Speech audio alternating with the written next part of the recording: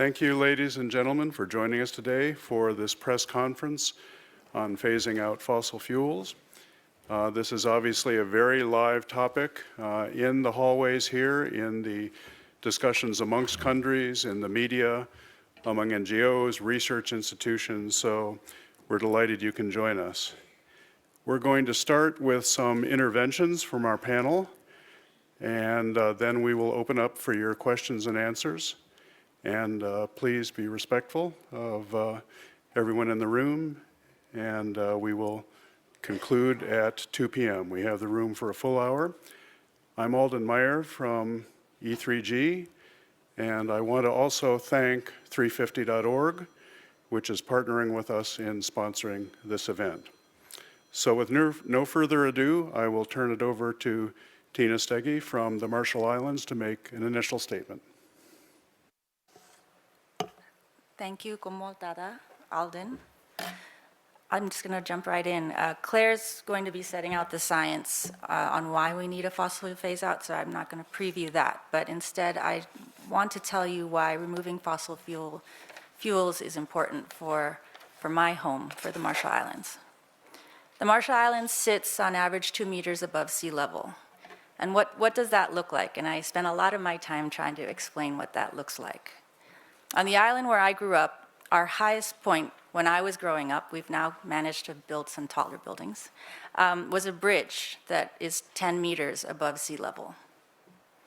There's no higher ground or even inner land to retreat to. We are strips of land that can be crossed on foot from lagoon to oceanside in minutes, no matter where you are. Science tells us that within the next 50 to 70 years, the Marshall Islands will have encountered sea level rise of around 0.5 meter, if we keep to 1.5. Beyond this point, because of recurrent wave overwash, many of our atolls will become uninhabitable. Groundwater forced upwards by rising sea levels will flood our centers and buildings, our infrastructure, and our land will be rendered unusable. During COP26 in Glasgow, a cousin of mine sent me videos of that already happening, water bubbling up through the ground in my brother's backyard during a king tide.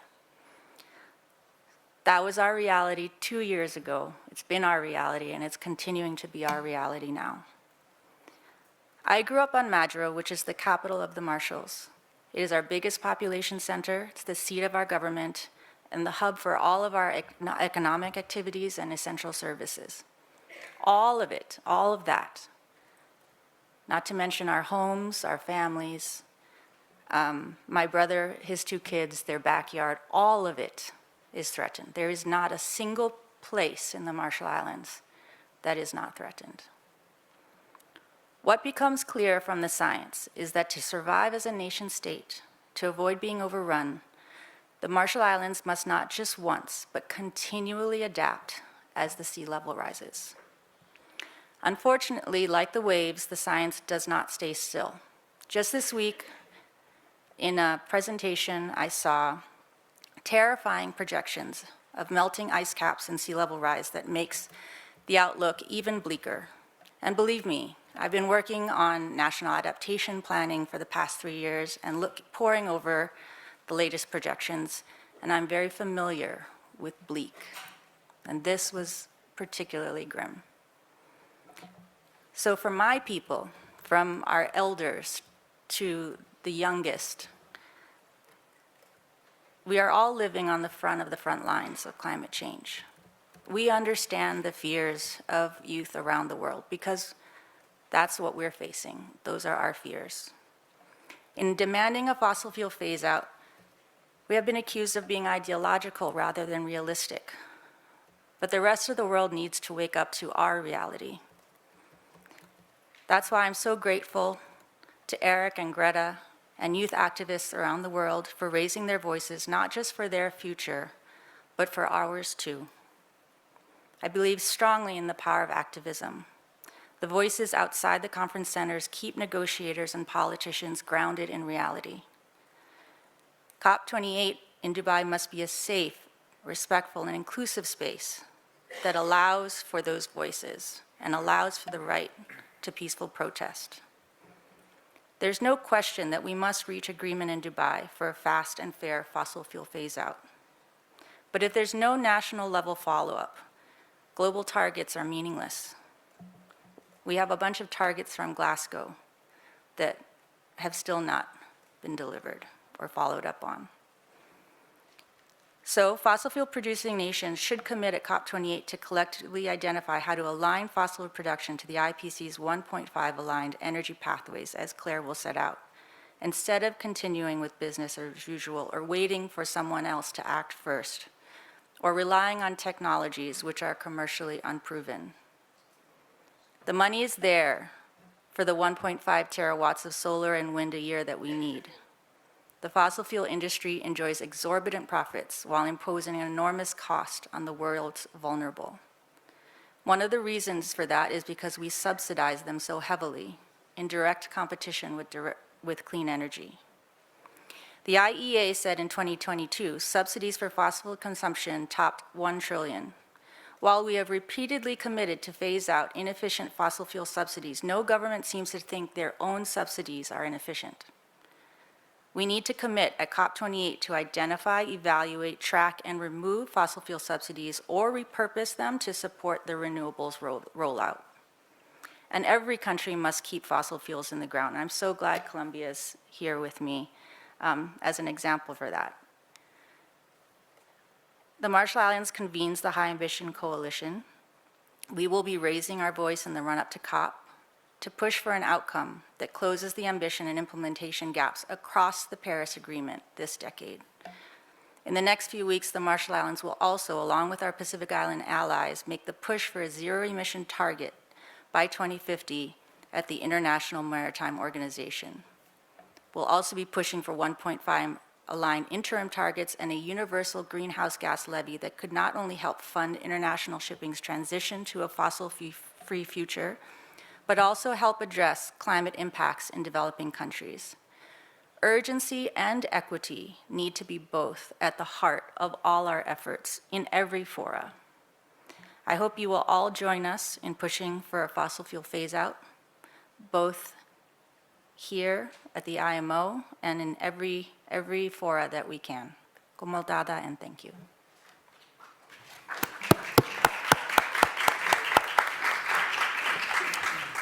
Thank you so much, Tina. Now let me turn to Sebastián Carranza, the head of delegation for Colombia. Thank you, Alder, and thank you, Tina, for your intervention. It is a pleasure to be here. My name is Sebastián Carranza. I'm coming from Colombia. I have the honor of being the head of delegation for my country. We are here trying to raise our voice, trying to talk about these structural principles that need to change, that impede climate action in the global level, on the global level. And we think that it is not sufficiently discussed. We are making decisions in our country in order to be aligned with science. We have a 51% reduction for 2030. This is what science recommends for a country like Colombia. We are not important in the global numbers in terms of emissions, but we are a high vulnerable country. We are hard dependent on fossil fuels. Our exportations depends on coal and depends on oil. So there is not an easy conversation. There is not an easy decision for a country, but we have to do it. We don't have any other option right now. We have to protect biodiversity. We have an enormous number of vulnerable people in our country, and we need to take care of them. So those are the type of decisions we are making this year. And we think that Colombia is determined to take decisive actions consistent with the science, but we want to be clear that under the prevailing global logics of development and the global structural changes needed. We need to speak loud and to think about what are the real structural changes we need. If we need to move from a fossil fuel-based economy to a biodiverse and nature-based economy, what are the decisions we need to make? What are the financial instruments we need to make those changes possible? This is a very struggling moment for a country like Colombia. We need to take care about biodiversity, about nature, about people, and we are high dependence on fossil fuels. We are perceiving the impacts not only from the pandemic, but also from the economic crisis and the inflation and the prices of fuels. And it is increasing the vulnerability of our people. So that's are the type of actions we need to put in place. That's the proposal that Colombia is putting over the table, thinking on the phase out of fossil fuels from a climate-adjusted perspective as an option for a country like ours. For a country that is thinking and create a new economical sector, thinking and create a new jobs approach, thinking in reframe the paradigm of our development. But we need the collective effort in this. It is important to create a consensus around the decisions that countries like Colombia are making right now. The political signals are important. The messages from this forum are very important. We understand the situation of other countries, but the decisions we made here in forums like this ones are important to make decisions back home, to take the consensus we have here at the global level and go back home and do our job. And after that, we came here and showed that it is possible. But it's important to have all the people on the same page. It is not an easy conversation. We need to act collectively. We need to think how to protect nature, how to protect natural ecosystems, and how our economies could change and move from a destructive approach to a conservation approach. And it implies a change on the principles of consumption. We cannot growing and growing and growing and growing forever. We need to think how to grow. We need to think how to grow, taking care of nature and taking care of most vulnerable people. And those are the decisions that we are trying to make in a country like Colombia. I would like to say that the global financial and the trade system need to rethink their principles. We need to imagine which is that financial and trade system we need compatible with the 1.5 goal. Which are those rules that will rule that new world? And we are not talking about this. We need to find a place to have this conversation. It's an important conversation, and it's a global conversation. Our president has called such as a system decarbonized capitalism, which is not other than an economic system that is compatible with life itself. That is the approach. Is decarbonized capitalism possible? That's a question, and we need to hear other voices to answer that question. We need to hear civil society, we need to hear science, we need to hear young people, indigenous people, farmers, many voices trying to answer this complicated question. The great transformation of capital is now, or there will be no decarbonized capitalism, no capitalism at all, and possible no humanity. So that's the kind of changes we are trying to figure out. So happy to hear our panelists and happy to hear about solutions. And thanks for giving us this moment to speak about what is happening in Colombia. Thank you. Thank you so much. Thank you so much, Sebastián. That was very powerful. And now we will turn to Claire Fyson, who is the co-director of the policy team at Climate Analytics. And I was at their press briefing earlier this morning, where they released a new report that she will be discussing. Great, thank you very much. Yeah, it's a privilege to be here today. So we're now a third of the way through this critical decade for climate action. Time is running down to close the ambition gap by 2030, and we've heard exactly why that's so important already today.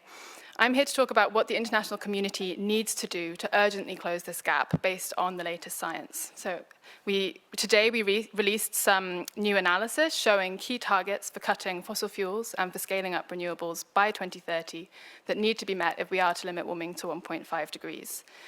We've used the latest scenarios that have been assessed by the IPCC, but we've excluded from those scenarios those that rely on risky levels of carbon dioxide removal, to avoid passing on an even greater burden to future generations, to focus only on those pathways that get us on a trajectory to 1.5 degrees in a sustainable way. And the results do not look promising for the future of fossil fuels. Our analysis shows that the world needs to cut fossil fuel production 40% by 2030 from 2020 levels. Coal goes the fastest, with a reduction of 80% by 2030, because it has such a high emissions intensity. But we need substantial cuts in all fossil fuels. That means cutting fossil fuel production by 6% per year, starting right now. What's clear is that we're still not moving in the right direction. Fossil fuel use continues to grow, as do our emissions. And as they grow, more and more pressure gets put on what needs to happen year after year in this critical decade.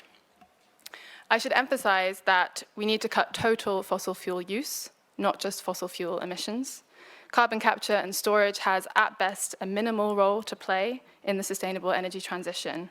When looking specifically at the power sector, we find that carbon capture and storage would be used for a maximum 0.1% of global electricity production in 2030. So when we look at what the safest, fairest, and most future-proof energy system could look like, the evidence overwhelmingly points to the need to accelerate renewable deployments very rapidly. Wind and solar capacity need to be 5 times greater in 2030. That's 10 terawatts compared to around 2 terawatts today.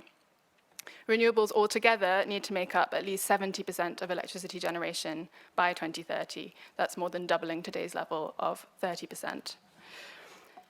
To get there by 2030, installations need to accelerate. We need to be adding at least 1.5 terawatts of additional wind and solar capacity every year.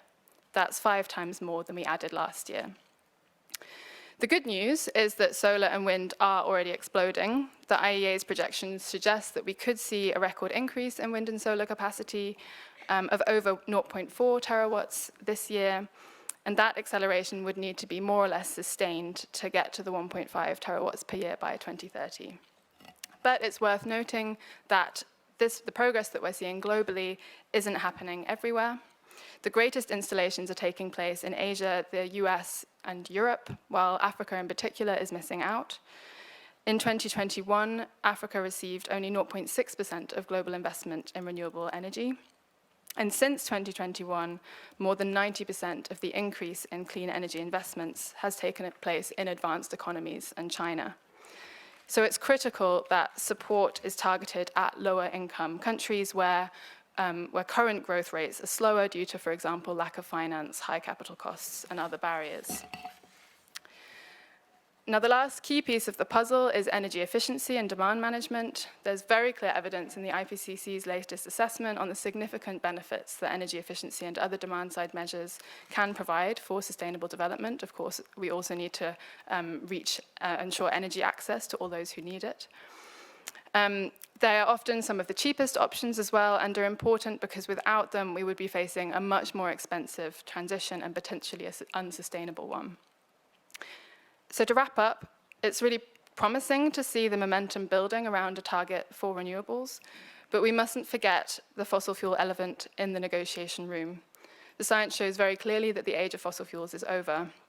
After decades of research, fossil fuels with carbon capture technologies have shown themselves to not be the solution to urgent decarbonization, but solar and wind are. And of course, they bring many benefits for sustainable development along the way. So I hope that these clear science-based targets that we've released today can galvanize collective action by governments, because we only have this critical but narrowing window of opportunity to act. Thank you. Thank you so much, Claire. And now we've heard from 2 leading governments in this discussion. We've heard from Claire about the science and where we need to go in the rest of this critical decade. Next, we're going to hear from 2 global climate justice youth advocates. First, Eric Njuguna from Kenya, and then Greta Thunberg from Sweden. So, Eric?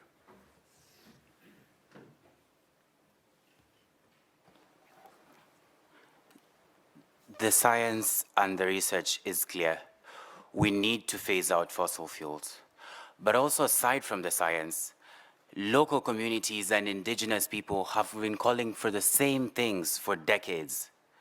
We must stop all new oil and gas exploration and phase out existing fossil fuel projects. And yes, this includes in Global South countries. We cannot afford to follow the same carbon-intensive, extractive, and unfair development pathways that global North countries have used for centuries. African countries can indeed develop sustainably, but we need to increase financial flows to global South countries to support this development. Phasing out fossil fuels is not just about the reduction of carbon emissions. It's also about energy affordability. Fossil fuel companies have been making windfall profits amidst an energy crisis. It's also about land rights. Fossil fuel companies are drilling oil on indigenous people's lands, causing oil spills like in the Niger Delta.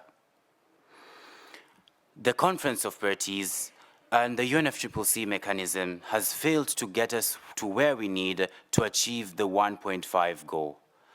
Both the participation of the fossil fuel industry and the huge focus on false solutions like carbon markets and geoengineering in these conferences brings into question the legitimacy of the UNFCCC mechanism in tackling the climate crisis.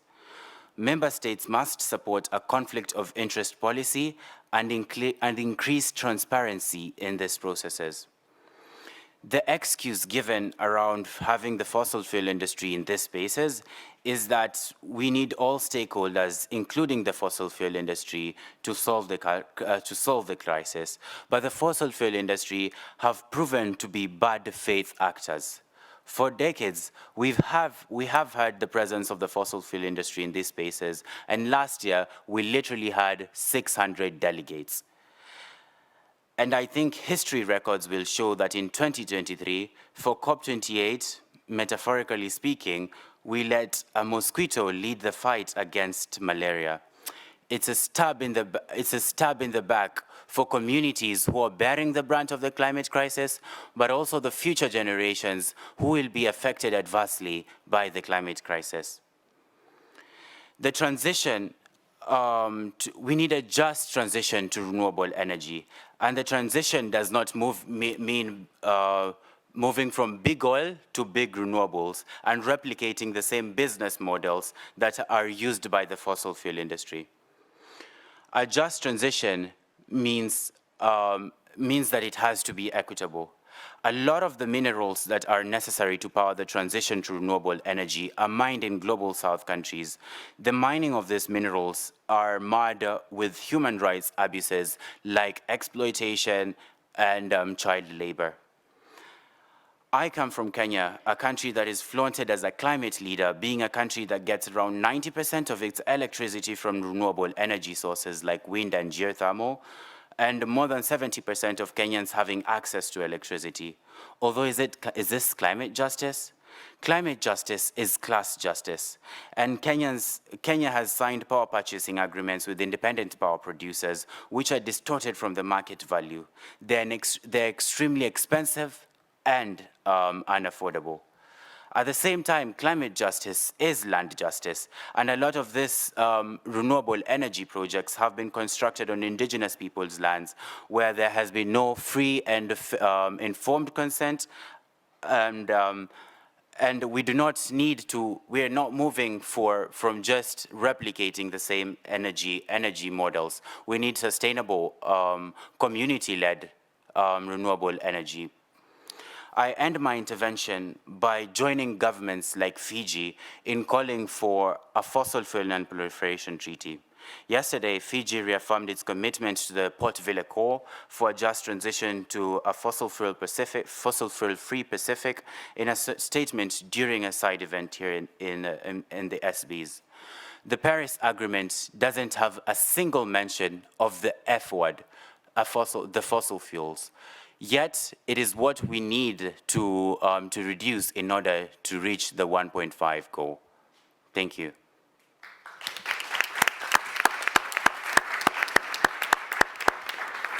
Thank you so much, Eric, and finally turn to you, Greta.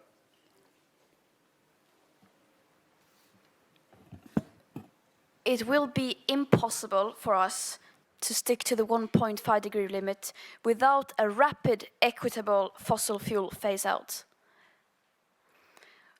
We are now experiencing greenhouse gas emissions at an all-time high, and it is the coming months and the coming years right now that will be crucial in what the future will look like. It is what we decide now that will define the rest of humanity's future. And whether we choose to do that or not, if we don't, it will be a death sentence to countless of people, and it is already a death sentence to countless of people living on the front lines of the climate crisis today. Why the word equitable is a key word in this dialogue is because we need the countries who are the most responsible for this crisis, the countries who have started this crisis and the countries who are fueling this crisis, to be held accountable and to lead this. And we are now here in this conference, and we have the science, and we have the traditional knowledge we need in order to act, in order to make a complete U-turn and to make a just, rapid transition. But the political will is nowhere to be seen. The people in power are spending their time looking for false solutions and finding and creating loopholes which maintains business as usual and keeps them in the position of power. And our responsibility and our role here as activists in conferences like this is to call them out and to tell the truth. And the truth now is that these processes are failing. They are failing us here in this room, they are failing our children, they are failing all of humanity and the future generations to come, but most importantly, they are failing the people bearing the brunt of this crisis today and have been for the last decades. And this is nothing new. This has been said for countless decades by the people experiencing the consequences of this crisis, by the experts and the scientists. They have been warning us, but their warnings have been drowned in greenwashing and lies from people in power.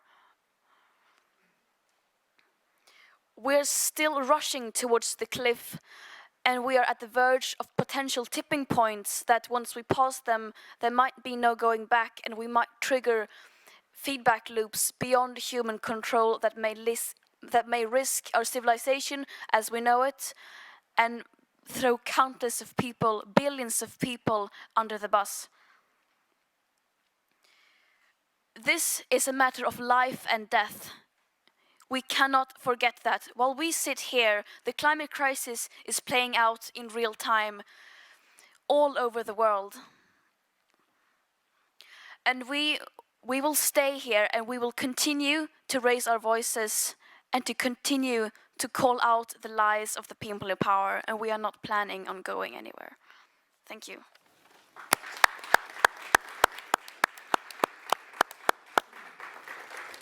Thank you very much, Greta. I now want to share with you a statement that we received from Dan Jorgensen, who is the Danish Minister for Development Cooperation and Global Climate Policy, and I believe everyone knows that Denmark and Costa Rica are the co-chairs of the Beyond Oil and Gas Alliance.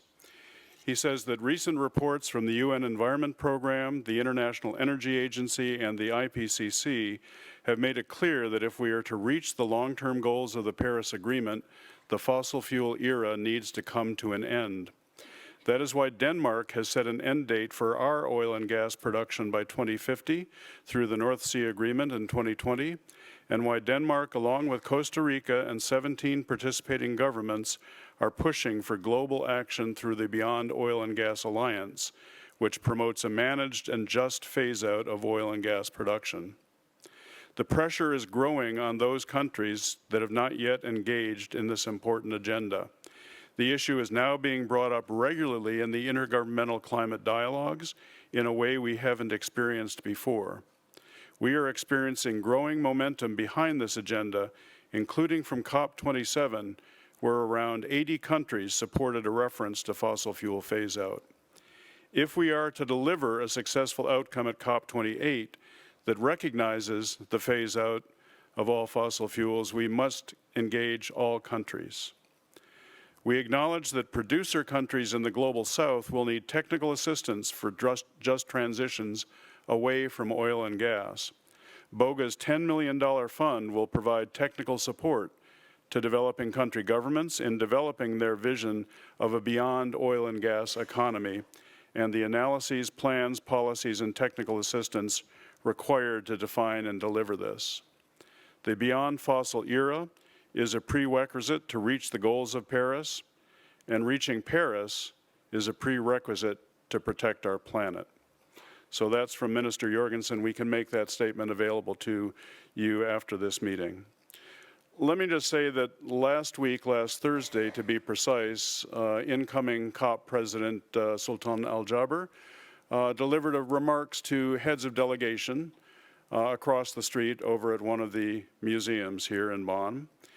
And he made a statement that the phase down of fossil fuels is inevitable. Now, to me, that represents an acknowledgement of the need to break the world's destructive addiction to fossil fuels. But as you've heard today, much more work remains to be done to land an agreement at COP28 on a roadmap for a just and equitable reduction of fossil fuel production and use in a time frame that's consistent with the Paris 1.5 degrees Celsius goal. The next step must be for Dr. Al Jaber to commit to providing an open, transparent, and inclusive process at COP28 to discuss the need to phase out all fossil fuels, in contrast with the approach that the Egyptian current presidency took at COP27 in Sharm el-Sheikh, which was to block any discussion on this issue. And with that, we will open it up for your questions. We want questions to come from reporters. Please state your name and your outlet, and if you want to direct your question to a particular panelist, you can say so. In the front here. Thank you, John Ainger for Bloomberg News. Following on what you've just said there, Alden, I would like to know if the panel sees a path to a commitment to phase down fossil fuels from the COP28 presidency. And in addition to that, do you think Sultan Al Jaber is the right person to deliver that commitment? Thank you. Who would like to start with that? Anyone want to start with that one? Eric or Greta?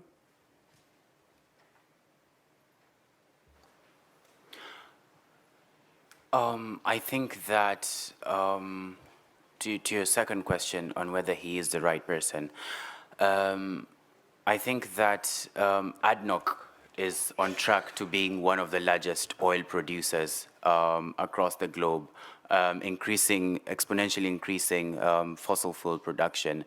And that is not in line with the Paris Agreement. And to be able to limit a global temperature rise below 1.5 degrees, we need to stop all new oil and gas exploration. And he is not on track to do that. And it's a stab in the back for communities to see a fossil fuel CEO on top of the efforts to lead and on top of the efforts to fight the climate crisis at a time when the climate crisis is wreaking havoc on the lives of many. I think I do align with US and EU lawmakers in calling for his resignation from the role. Anyone else want to make a comment to John's question? Maybe on the pathway to get to where we need to be in COP28? I don't know, Sebastián or Tina, if you have thoughts on the process and what needs to happen between now and Dubai? Yeah, I think that I have been following this process for many years and from different perspectives. I think that we need to prove that we have a strong Paris Agreement and an inclusive discussion and an open debate. We need to find the right solutions, and we need to have everyone on board on this conversation. It's important to have a broader approach on the mitigation. We cannot find solutions only for the emissions management. That is not the full solution. We need to think on the whole value chain. We need to take care about production. We need to take care about consumption. We need to think about human behavior, and we also need to take care about emissions. But we need to have all of those options, all of those visions over the table. And I think that we need to surround Paris Agreement and work hard to find a consensus. That's the principle of this agreement. Tina? For those of us who have been here the last week and a half, and those of us who have been in the process for years or some for decades, there's no question how frustrating this process is. It's an incremental process when what we need is transformational change. But it's also a process which, when done correctly, provides a space for countries like mine to voice our real needs and concerns and to fight for those. And that's why the Marshall Islands keeps coming back year after year to do so. And we keep coming back, and it's the same this year as it is every year. Our expectations are very high because the path that we're on is so destructive. And so the responsibility of a COP president must match those expectations. And that's why we're here, to ensure that our voice is part of the chorus that says we need to keep ourselves on the path to 1.5. Anything else is unacceptable. I think I saw a question back here, gentlemen, and I think we'll go ahead, and then the gentleman behind you, yeah. You. My name is Tim Werner, Plant-Based Treaty News, and I'm wondering why we are ignoring the cow in the room. Everyone's talking about fossil fuels. Of course, we need to phase out fossil fuels, but there's a study from Domingo Clark et al. From 2020 that states even if we stopped fossil fuel emissions overnight, the emissions from our food system would make it impossible to limit global warming below 1.5 degrees. And last week, the IPCC panel stated that methane has the biggest contribution to immediate global warming. So why aren't we talking about changing our food systems? Well, thank you for that question. This conference is about phasing out fossil fuels, but you're absolutely right that fossil fuels is not the only part of the problem. Maybe I can ask Claire, because I know Climate Analytics has done some work on overall GHG reductions that we need to achieve, how we need to deal with the land and agriculture systems, which are another major part of the problem. Yeah, thank you for the question. I think the IPCC is very clear that we need transitions across all systems. So yes, we have to focus on fossil fuels in particular because we need such rapid cuts and because they are so emissions intensive, but we do need rapid transitions across all systems. There's no wiggle room there. In our report that we released today, we showed that total greenhouse gas emissions need to fall 8% per year and out to 2030. That's to halve by 2030. We also looked at methane. And total methane emissions need to be cut by 34%, so beyond what the Global Methane Pledge says. And that, of course, requires changes to how we produce our food. Of course, while making sure that everyone has access to healthy food. But yeah, we need systems transitions across the board. And I would say that there have been a number of very good side events over the course of the last week and a half here. Unfortunately, I've been following the negotiations, so haven't attended as many as I want. But many good side events on global food, agriculture, sustainable agriculture, land use. I think most of those have been archived, so you can watch them later on. But there's a number of organizations here working on that important front. The gentleman 2 rows behind you in the green, and then we'll go up here and then to you. Hi, I'm Josh Gabatis from Carbon Brief. This is mainly to the representatives from Marshall Islands and Colombia, and maybe also to Eric. Lots of developing countries here, including some major fossil fuel producers, have made it clear that their efforts to move away from fossil fuels are dependent on much more climate finance from the global north. Do you accept that argument, and what is the path forward if developed countries continue to withhold sufficient funds? When do you want to start with that one?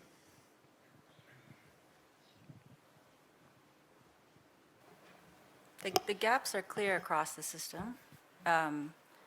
We need to address all of the gaps, and finance is the key to unlocking and getting the change we need, whether it's on mitigation-related issues for my country in adaptation right now, and I think Sebastián spoke to this, an entire change of the financial architecture and the systems that are fueling, if I can use that word, the way we live today. That's essentially what needs to be contemplated. So I don't know. I think if your question was, it's neither or. You know, the Marshall Islands, along with all of the small island developing states, have been very clear. We need the financing. We need the financing to implement, but we also need the ambition, and these two go together. It's an ambition and implementation. So we need both, and we need everyone to do it, but certainly we need those who have the most emissions and the most impacts, the major emitters. They need to move furthest and fastest, but we all need to move. Sebastián, do you want to add to that? Yeah, thanks. I think that this is a very important question. I think that if countries like Colombia needs to make investment for 2 or 3 points of its GDP per year to transform its economy, it is huge. It's enormous.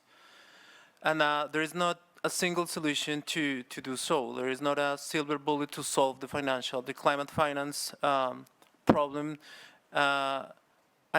What we think that it is important to create the conditions, market conditions, capital conditions. We need to create the right conditions to move our economies to a decarbonized scenario. And that's the reason why we think that at the global level, there are many principles that we need to rethink. We need to change. What are the ratings? What are the considerations of the capital cost? How are we going to get the investment we need in our countries to transform our economies? And this is a problem from the global north. But we need also to create fiscal space in our countries if we want to make the public investment we need to do and take care of our people and doing our part back home.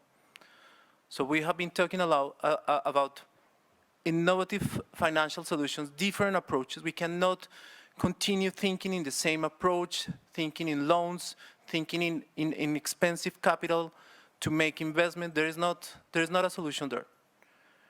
We need to find the right solutions to create fiscal space. We need to create the right solutions to reduce the cost of capital and create the right market conditions to make the investment we need in our economy. So that's a full systemic change.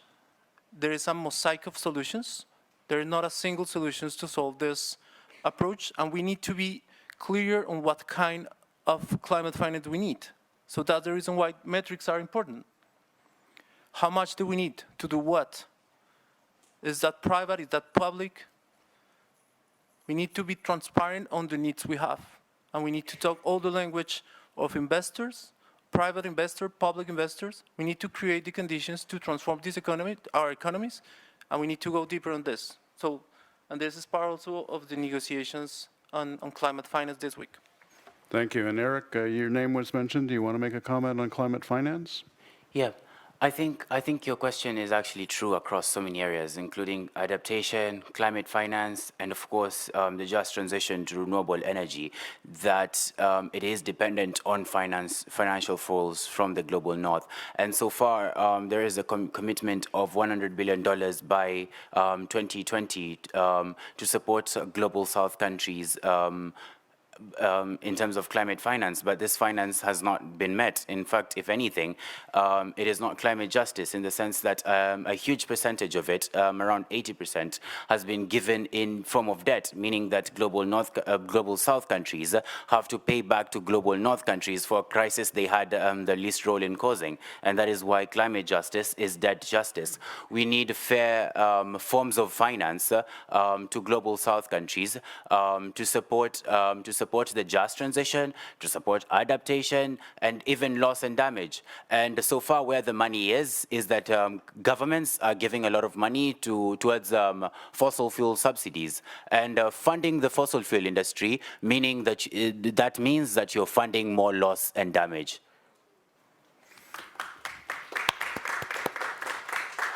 Thank you very much. I would also just note that helpfully we have a summit in Paris next Thursday and Friday that have been designed to allow governments to show how they're going to transform the global financial system. President Macron is convening a summit for a new global financial pact, and it will look at not just climate finance, but the entire financial architecture that's not addressing the debt crisis, not addressing development needs, not addressing a number of sustainable development goals.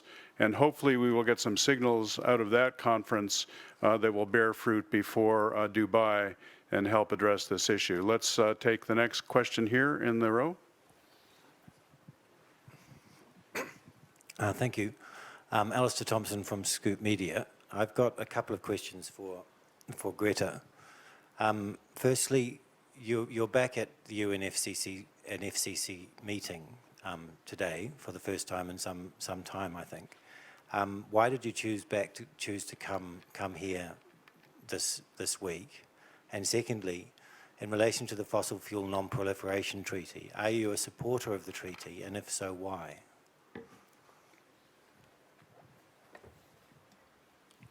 I chose to go here simply because I could, and I think that if we have a possibility to try to impact something, we should. It's just as simple as that. These conferences are, of course, very difficult for young people, especially young people affected by the climate crisis from the global south. And of course, that needs to change because we can't pretend to be solving a crisis where we don't invite the people who are actually affected by the crisis. And of course, I'm very privileged in order to be here. Many of the activists in the climate movement haven't been given visas, or they have been having huge troubles with funding and accommodation and so on. So I'm very grateful to be able to be here, among many others, and I'm very aware of the fact that I am privileged to be here. And why I support the treaty is because I support everything that I think is moving us towards in the right direction. And right now, there won't be one silver bullet, one thing that solves everything. But if we put all our ideas forward, and if everyone pushes from every possible direction and angle, we will move in the right direction. And hopefully that will lead us somewhere better than we were before. Thank you very much. Question here in the back, and then we'll come up to you here. Matthew Carr from Kazi.org, a climate policy news site. Sorry to pick on you, Greta, but I've got two quick ones for you as well, just because you are such an important voice. A lot of the debate about fossil fuels is about scaling back, but environmental lobbyists don't seem to give the fossil fuel companies anywhere to go. By labelling carbon capture and carbon credits as fake solutions, isn't it true that you're actually standing in the way of the market reforms needed to solve the crisis? As Sebastián just mentioned, changing the market rules is absolutely essential because there's no way we're going to change global capitalism in such a quick order as 2050. And my second one, yesterday there was a fascinating press conference in Washington at the National Press Club about a 80-year cover-up by US officials and other people in the military-industrial complex about electromagnetic technology that could have solved this crisis decades ago. And this is interestingly related to the crashes of alien or UAP, UFO-type craft and recovery of it. Again, it seems wild, but it's true, and it's increasingly true that it's true. if there has been an 80-year cover-up, what would be your response?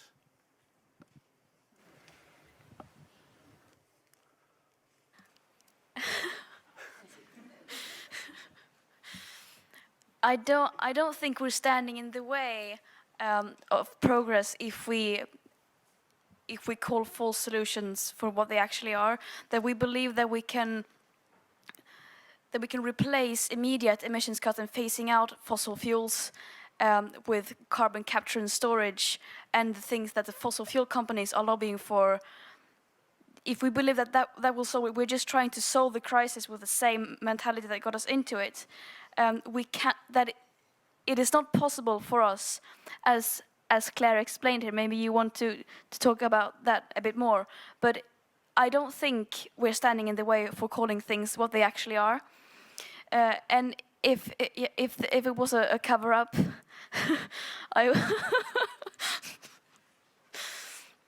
what my reaction would be. I think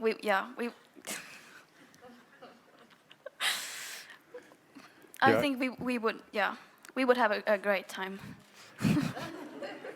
Yeah, I think we might need an alien invasion to get us stop fighting with each other and solve this problem, actually. Maybe that would be exactly what we need. But I would just amplify what Greta said. I think you heard from Claire their analysis showing that CCS could provide 0.1% of the emissions reduction needed in the power sector. Now, there are different views probably at this table and certainly in the environmental community about the long-term role of carbon capture and storage and whether, in fact, it's needed for hard-to-abate sectors or to contribute to net negative emissions that the IPCC says we need in the second half of this century. But I think we are all united in the fact that in the near term, in this critical decade, which is the purpose of the mitigation work program and what the IPCC says we need to do if we're going to keep 1.5 even barely within reach, is CCS is at best a sideshow and a distraction. It's not a major part of the near-term solution. And so to the extent that it provides false hope that somehow we can avoid the kind of reductions in fossil fuel production and use that Claire talked about in her report, it's not helpful. So I think that's the perspective we want to put it in. We've got a question here on the aisle.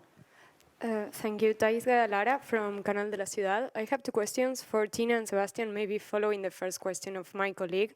How do you see possible to work on a phase out and not a phase down, as the COP28 president mentioned of fossil fuel in the COP28 decision, considering, again, and maybe more in depth, the conflict of interest that he represents, but also the strong differences that we are seeing here, even just to approve an agenda.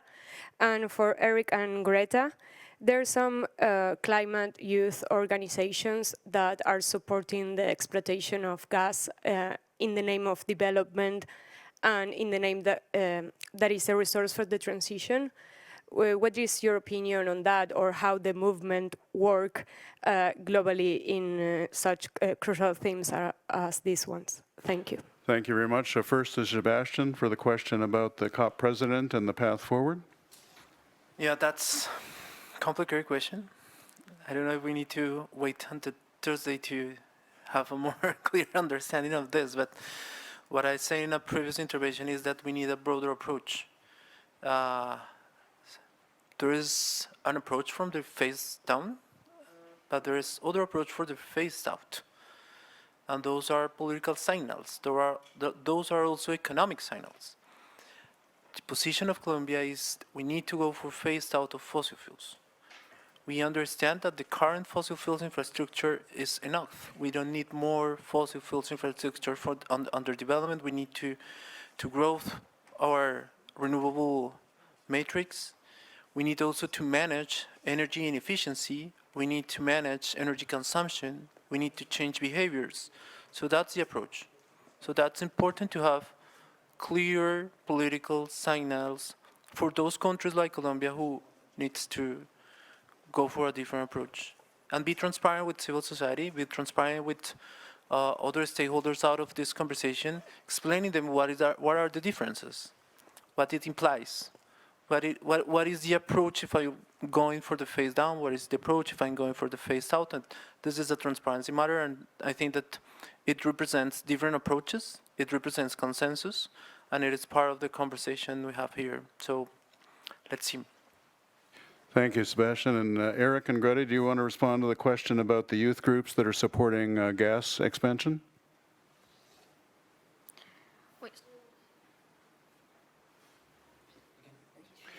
Do you want to answer the question about the youth groups that are apparently supporting increased production of fossil gas? Yeah, we keep coming back to the term like false solutions. Fossil gas is often being described as a transition fuel and something with lower emissions, when it is in fact further locking us into fossil fuel dependency.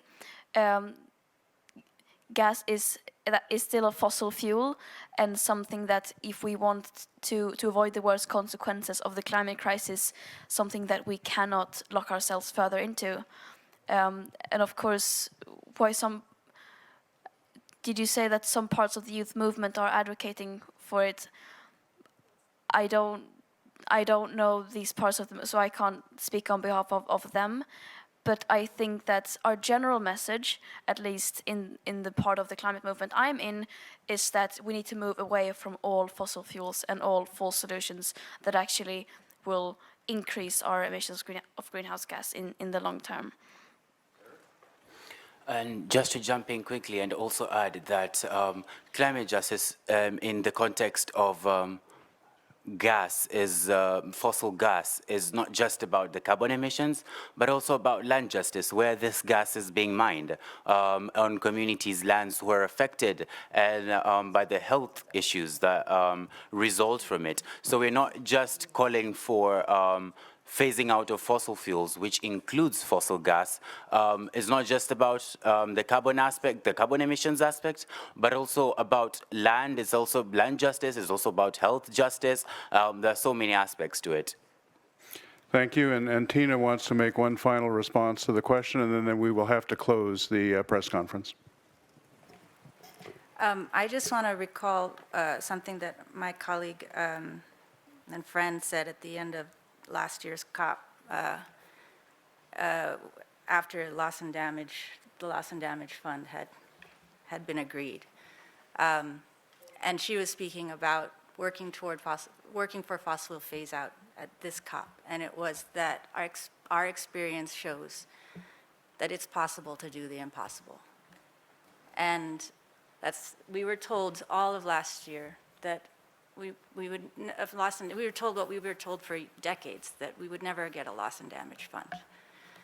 And we did. We still have a lot of work to do to fill it, to operationalize it, but we took that step in this process, and we should be proud of ourselves for having taken that step. I recall also back in leading up to 2015, we were told 1.5 was completely unrealistic, a pie in the sky, and something only really the islands and the most vulnerable were calling for. And now everything backs it up, and it's enshrined in the Paris Agreement. I don't say these things to say that you just have faith and it's going to happen, or you set an unrealistic goal. No, you have faith that that is the absolute necessary direction for everyone. And you do what needs to be done to get there. And that includes talking to everybody in the process, looking for all the levers that you can outside of the process, because we can only do so much here.